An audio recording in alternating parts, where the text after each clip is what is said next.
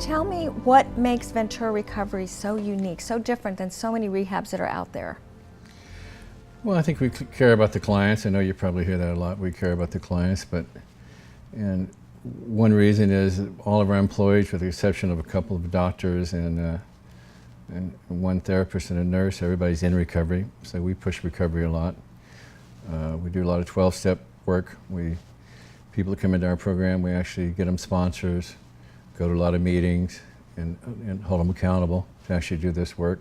We're also dual diagnosis, so we do a lot of therapy work with them, and we have a good therapy group. I have Dr. Rhonda Miri, who's graduated a chief of residency from Cedars-Sinai, and we have a clinical team of Robin, who has 9 therapists that work for her. And we keep people busy all the time. I found being in recovery myself that actually being busy is the key. You know, there's idle mind's the devil's workshop and all that stuff, but the reality is you keep people busy. So we get up in the morning and we go to a 7 a.m. AA meeting, come back, we do our chores, we do a breakfast, and then they go to a 10 o'clock group, and then they go to 11 o'clock to 11:30 therapy group. And then in the afternoon we go to another meeting, and then we go to, we have one-on-one therapy.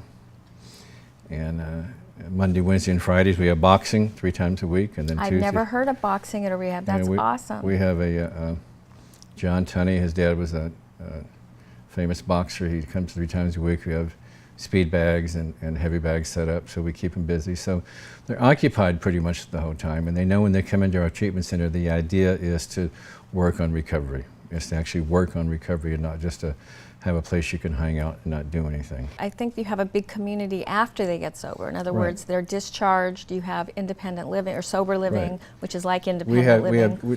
Ventura Recovery Center, we offer detox. We're JCO approved, so we're board certified, so we offer detox. We offer residential after that. Then we go into transitional living, or what's called partial hospitalization, and then to IOP and OP. So we offer a full 90-day to 180-day program, and to keep them as long as you can. And that's changing the lifestyle. The longer you can stay into a program like this, the better off. The better off you are. It's, you know, I know other people have talked to you about this. You know this yourself. It's about the switch can happen. That's where, like when you just talked about, you had to change your friends. I mean, they've got to change their friends, and that's what's so great about your program is they have this opportunity to not only have the staff to support them and build them back up, but they have their community.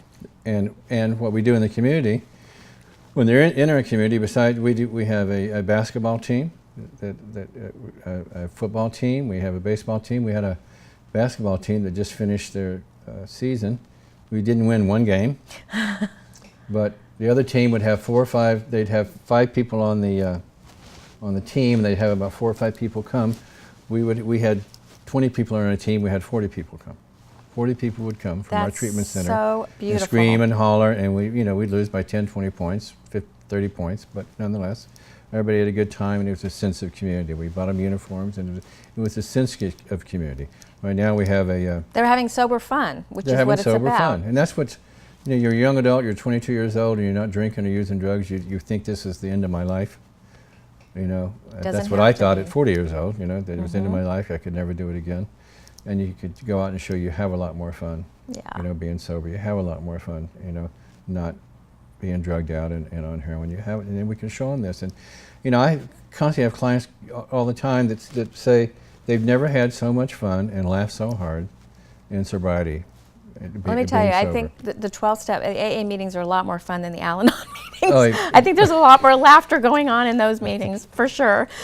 We also have a once a month alumni meeting, which is about 60 to 70, 80 people. It's every Sunday. Pardon me, it's once a month on a Sunday.